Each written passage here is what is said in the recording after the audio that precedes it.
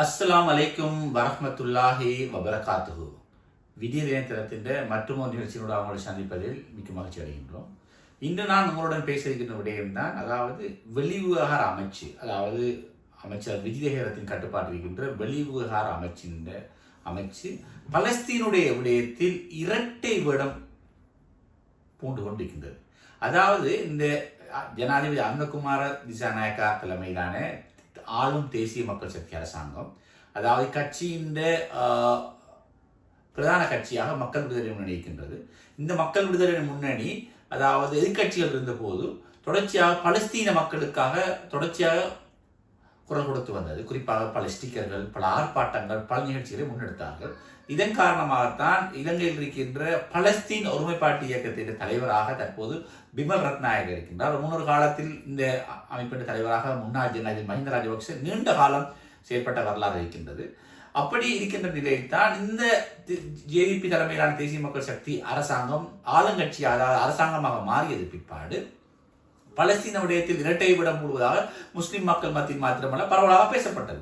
இது தொடர்பில் பல உலக மாநாட்டில் அமைச்சரவை தீர்மானம் அறிவிக்கும் மாநாட்டுக்கு கேட்கப்பட்ட கேள்வியின் போது அமைச்சரவை பேச்சாளர், அதாவது அரசாங்க திருப்தி பேச்சாளர் ஊடக அமைச்சர், சுகாதாரம் மற்றும் ஊடக அமைச்சர் நலிந்த ஜெயதீச கூறினார், நாங்கள் ஒருபோதும் பலஸ்தீனத்துக்கு எதிராக செயற்பட, நாங்கள் எப்போதுமே இலங்கையில் பலஸ்தீனத்துக்காக வேண்டிய முதலாவது போஸ்டர் ஸ்டிக்கர் நாங்கள் எப்போதும் பலஸ்தீனுடைய ஆதரவாகத்தான் இருக்கிறோம், ஒருபோதும் பலஸ்தீனத்துக்கு எதிராக நாங்கள் இல்லை என்பதை அவர் குறிப்பிட்டார்.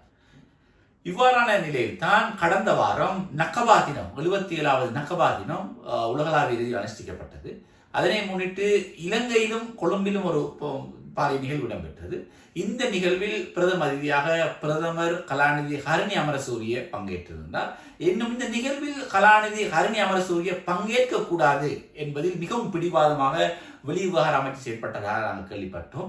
எனினும் வெளிவிவகார அமைச்சின் தீர்மானத்தினை மீறி இந்த நிகழ்ச்சியில் பிரதமர் ஹரணி அமரசூரிய பங்கேற்றிருந்தார். அதுபோன்று இந்த இந்த நகபாத்தின நிகழ்வு அமைச்சர் பிமல் ரத்நாயக தலைமையில் இடம்பெற்றது. இந்த நிகழ்வில் ஆளும் மற்றும் எதிர்கட்சி தலைவர்கள் உரையாற்றினார்கள். இவர்கள் அனைவருடைய இந்த உரைகளின் போதும் அமைச்சர் பிமல் ரத்நாயக், அதுபோன்று பிரதமர் ஹரணி அமரசூரி ஆகியோரின் உரைகள் பாராட்டப்பட்டு பேச்சு. குறிப்பாக முஸ்லிம் தலைவர் அவர்கள் உரையாற்றும் போது இவர்களுடைய இருவருடைய உரையினையும் பாராட்டி பேசியிருந்தார். ஆனால் இதில் இன்னொரு கவலையான விடயம் என்னவென்று சொன்னால், இந்த நிகழ்வுக்கு பிரதமர் வர இருந்த நிலையில் கூட பிரதமரை வரவிடக்கூடாமல் ஒரு வெளிவிவகார அமைச்சு பாரிய அழுத்தம் ஒன்றை பிரிவித்தது. ஏன் இப்படி தொடர்ச்சியாக பலஸ்தீன விடயத்தில் இந்த வெளிவிவகார அமைச்சு செயற்படுகிறது என்பது யாருக்குமே தெரியாத புதிதாகின்றது. குறிப்பாக அரசாங்கம் கூறுகின்றது நாங்கள் எப்போது பலஸ்தீனத்துக்கு ஆதரவாக செயற்படுகிறோம் என்று. அதே நேரத்தில் இந்த ஜனாதிபதி அனுரகுமார திசாநாயக்க அரசாங்கத்தில் இருக்கின்ற வெளிவிவகார அமைச்சு இந்த பலஸ்தீனத்துக்கு எதிராக செயற்படுகின்றது. இதனை பட்டியலிட முடியும். குறிப்பாக கூறப்போனால் கடந்த வாரம் இஸ்ரேலுக்கான புதிய தூதுவர் இலங்கைக்கு வந்திருந்தார். அவர் இலங்கையில் அவருடைய புதிய தூதுவர் நியமிக்கப்பட்டவர் அவருடைய நற்சான்றிதழ், அதாவது கிரெடென்சியல் ஆங்கிலத்துக்கு அந்த கிரெடென்சியலை ஜனாதிபதியிடம் கையளித்திருந்தார். அதன் பிற்பாடு மறுநாளே அவர் வெளிவிவகார அமைச்சர் சந்தித்து பேச்சு நடத்தினார். அதன் பிற்பாடு பல இடங்களுக்கு விஜயம் செய்திருந்தார், பல சந்திப்புகள். அதுபோன்று இஸ்ரேலின் சுதந்திர தின நிகழ்வும் கொழும்பில் அவருடைய தலைமை இடம்பெற்றது. இப்படி குறிப்பிட்ட சில நாட்களுக்குள் இஸ்ரேலிய தூதுவருக்கு வெளிவிவகார அமைச்சு இது வழங்க முடியும் என்றால், அதாவது அப்பாயின்மெண்ட் வழங்க முடியும் என்றால், ஏன் கடந்த 2 மாதங்களாக இலங்கையில் இருக்கின்ற பலஸ்தீன தூதுவர், புதிதாக பலஸ்தீன தூதுவர் ஏன் வெளிவிவகார அமைச்சர் இதுவரைக்கும் நியமனம் வழங்காமல் இருக்கிறார் என்பது ஒரு பாரிய சந்தேகத்தை தோற்றுவித்திருக்கின்றது. ஏனென்றால் இலங்கைக்கான பலஸ்தீன தூதுவராக இம்திகாப் என்பவர் நியமிக்கப்பட்டார். தற்போது 3 மாதங்கள் சென்று கொண்டிருக்கின்றது. இக்கால பகுதியில் இவர் பல தடவைகள் வெளிவிவகார அமைச்சரை சந்திப்பது முயற்சிக்கிறார். ஆனால் கடைசி வரை வெளிவிவகார அமைச்சரை சந்திப்பதற்கான எந்த விதமான இன்னும் வழங்கப்படவில்லை. இன்னும் வெளிவிவகார அமைச்சின் செயலாளர் அருணி அவர்களையும், அதுபோன்று வெளிவிவகார பிரதி அமைச்சர் அருண் ஏமச்சந்திரையை சந்திப்பதற்கான ஏற்பாடுகள் மாத்திரம்தான் வழங்கப்பட்டிருக்கின்றது. நான் இன்று கேள்விப்பட்டேன், எதிர்வரும் 30ஆம் தேதி வெள்ளிக்கிழமை பலஸ்தீன தூதுவரை சந்திப்பதற்கான தேதி வழங்கப்பட்டுள்ளதாக கூறப்படுகிறது. இதே போலதான் உங்களுக்கு தெரியும், காசா பிரதேசத்தில் ஒரு யுத்த நிறுத்தம் பேணப்பட்டது. இந்த யுத்த நிறுத்தம் பேணப்பட்ட பின்னர் மீண்டும் கடந்த ரமலான் மாதத்தில் இஸ்ரேலி ஆக்கிரமிப்பாளர், இஸ்ரேலிய படையினர் பலஸ்தீன காசா மக்களுக்கு எதிராக போராட்டத்தை ஆரம்பித்தனர். அந்த நேரத்தில் பல உலக நாடுகள் கண்டனங்கள் வெளியிட்டது. ஆனால் இலங்கை மிகவும் அமைதி மெத்தன போக்கு கடைபிடித்தது. இவ்வாறான நிலையில் தான் மார்ச் 21ஆம் தேதி வெள்ளிக்கிழமை அந்த அன்று முஸ்லிம் அமைச்சர் ரவுஃப் ஹக்கீம் பாராளுமன்றத்தில் இந்த விடயம் தொடர்பாக அவர் கேள்வி எழுப்பினார். இதனை கேள்வி எழுப்பின பிற்பாடு உடனடியாக அந்த அன்று இரவோடு இரவாக வெளிவார அமைச்சு ஒரு 2 வரிகளை கொண்ட ஒரு ஊடக அறிக்கையை வெளியிட்டது. we deeply concerned about the issue என்று அனுப்பினார்கள். இப்படி ஒரு அறிக்கையை நாங்கள் எதிர்பார்க்கவில்லை. அதாவது ஏனைய நாடுகளில் அனர்த்தங்கள் யுத்தங்கள் நடக்கும் போது அவர்கள் குரல் கொடுக்கின்ற நிலையை வெளிவர அமைச்சு ஏன் பலஸ்தீன விடயத்தை பலஸ்தீன மக்கள் புறக்கணிக்கப்பட்டு ஏன் அமைதி காக்கின்றார் என்பது இன்னும் புதிராக விளங்குவதில்லை. இவர்களுடைய எந்த 2 வரிகளை கொண்ட அறிக்கை மிகவும் முஸ்லிம் சமூகத்தை மிகவும் கவலைக்குட்படுத்து. இவ்வாறான நிலையில் தான் கடந்த வாரம் வியாழக்கிழமை இடம்பெற்ற நகபா தின நிகழ்வில் இந்த விடயத்தை முஸ்லிம் அமைச்சர் ரவுஃப் ஹக்கீம் அவர்கள் மீண்டும் தூக்கியிருந்தார்கள். அவர்கள் இதனை மிகவும் வன்மையாக கண்டித்தார்கள். அதாவது பிரதமர் அவர்களும் அமைச்சர் பிமல் ரட்நாயக் அவர்களும் ஒரு கோணத்திலும் பலஸ்தீன விவகாரத்தில், அதுபோன்று எங்களுடைய வெளிவார அமைச்சு இன்னொரு கோணத்தில் செயற்படுது. இது சிறப்பான விடயம் அல்ல.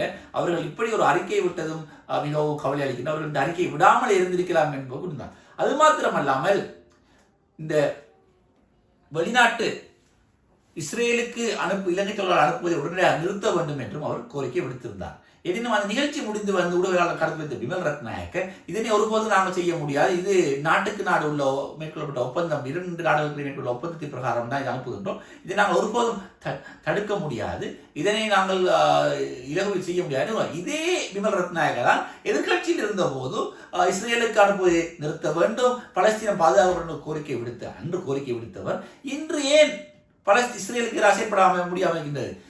கடந்த சில வாரங்களுக்கு முன்னர் இந்திய பிரதமர் ஏப்ரல் 1 வாரத்தில் இந்திய பிரதமர் நரேந்திர மோடி இலங்கை வந்த போது சீனா சார்பு கொள்கையுடைய பிமல் ரட்நாயக்க நரேந்திர மோடி அவர்களை சிரேஷ்ட அமைச்சரான பிமல் ரட்நாயக்க இந்திய பிரதமர் சந்திப்பதை தவிர்த்து வந்தார். குறிப்பாக அனுராதபுரம் போயிற நிலையம் அவருடைய அமைச்சின் கீழ் உள்ள ஒரு விடயம், இன்னும் சம்பந்தப்பட்ட அமைச்சர் பங்கேற்க வேண்டும், அந்த அமைச்சர் பங்கேற்காமல் தவிர்த்து வந்தார். அப்படி அவருக்கால் தவிர்க்க முடியும் என்றால் ஏன் இந்த பலஸ்தீன விடயத்தில் இஸ்ரேலுக்கு எதிராக ஒரு காத்திரமான தீர்மானத்தை மேற்கொள்ள முடியாது என்பது விளங்குது. இது போலதான் இது மாத்திரமல்ல பல விடயங்கள் இருக்கின்றது. பலஸ்தீனத்துக்கு எதிராக வெளிவார அமைச்சு கடந்த அரசாங்க காலப்பகுதியில் பலர் வெளிவார அமைச்சு குறிப்பாக பலஸ்தீன விவகாரத்தில் காசா விவகாரத்தில் மிகவும் திறம்பட செயற்பட்டது. ஆனால் இன்று இந்த ஜனாதிபதி அந்தர்குமார் தலைமையிலான தேசிய மக்கள் சக்தி அரசாங்கத்தில் இரட்டை வேர்டாக குறிப்பாக இந்த வெளிவார அமைச்சு இரட்டை வேடம் கூட்டுவது மிகவும் கவலை அளிக்கும். முஸ்லீம் சமூகம் தொடர்பாக பல வாத பிரதிவாதங்கள் பேசிக்கொண்டிருக்கின்றது தொடர்பாக. இப்படியான இன்னொரு விடயம் ஒன்று கூற வேண்டும். இந்த காஷ்மீரில் நம்புகிற இந்தியா பாகிஸ்தான் மோதல், இது தொடர்பாக இந்தியாவும் பாகிஸ்தானும் பல சந்திப்புகளை இலங்கை மத்தியில் மேற்கொண்டு பல பிரீஃப்கள் செஞ்சு வருகிறார்கள். ஆனால் பாகிஸ்தான் உயர்ஸ்தானிகர் பல தடவைகள் வெளிவார அமைச்சரை சந்திப்பதற்கோ அல்லது ஆளும் அரசாங்கத்தில் இருக்கின்ற கட்சிகளை முக்கியஸ்தர்கள் சந்திப்பதற்கு மேற்கொண்ட முயற்சி தோல்வியில் அடைந்ததாக நாங்கள் கேள்விப்பட்டோம். இப்படி இந்த முஸ்லிம் நாடுகள் விடயத்தில் ஒரு நிலைப்பாட்டிலும் ஏனைய நாடுகள் இன்னொரு நிலைப்பாட்டிலும் காரணம் என்னவென்று யாருக்குமே விளங்குவதில்லை. இந்த அரசாங்கம் ஏன் இப்படி செய்கின்றார்கள் என்று. உண்மையிலேயே நாங்கள் குறிப்பாக இந்த பலஸ்தீன விடயத்தில் வெளிவார அமைச்சு ஒரு உறுதியான நிலைப்பாட்டை போடணும். எப்படி அன்று பிரதமர் அவர்களும் அதுபோன்று அமைச்சர் பிமல் ரட்நாயக் எப்படி கூறினார்களோ அதுபோல ஒரு உறுதியான நிலைப்பாட்டை கூற வேண்டும்.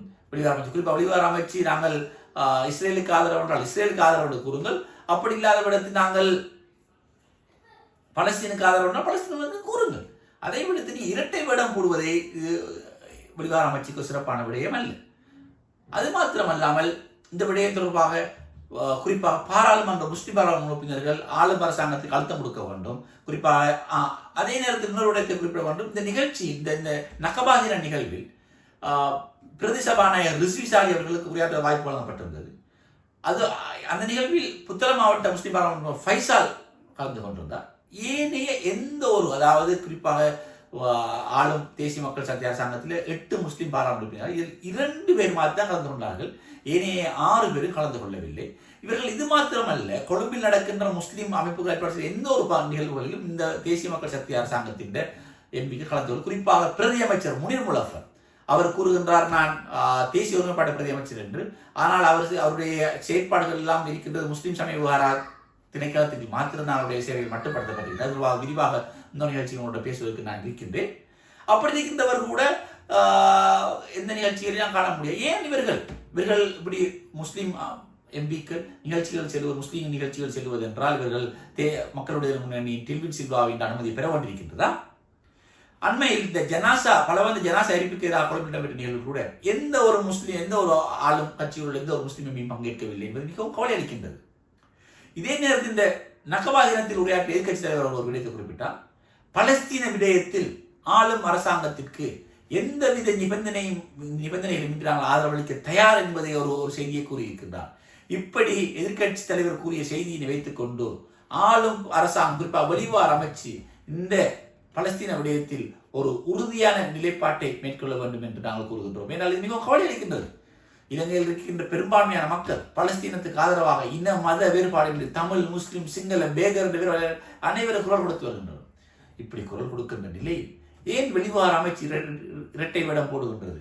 அவர்கள் ஒரு தரப்புக்கு ஆதரவு அளிக்கணும், குறிப்பாக பலஸ்தீன மக்களுக்காக ஆதரவு அளிக்க வேண்டிய அவர்களுக்கு காலத்தின் தேவையா இருக்கின்றது. இதற்காக வேண்டி ஆளும் கட்சியில் உள்ள முஸ்லிம் பாராளுமன்ற உறுப்பினர்கள் குரல் கொடுக்க வேண்டும். அது மாத்திரமல்லாமல் எதிர்கட்சியில் உள்ள முஸ்லிம் பாராளுமன்ற குறிப்பாக முஸ்லிம் அமைச்சர் ரவுஃப் ஹக்கீம், அதுபோன்று முஜிபுர் ரஹ்மான், அகில இந்திய மக்கள் காங்கிரஸ் ரிஷாட் பதீஜின் போன்றவர்களும் பாரி அழுத்தம் கொடுக்க வேண்டும் என்பதை இந்த நிகழ்ச்சியினூடாக நாங்கள் கூறிக்கொள்கின்றோம். மற்றும் ஒரு நிகழ்ச்சி உங்களை சந்திப்பதையும் வரை உங்களை விடைபெற்றுக் கொள்கின்றேன். அஸ்ஸலாமு அலைக்கும் வரஹ்மத்துல்லாஹி வபரகாத்துஹு.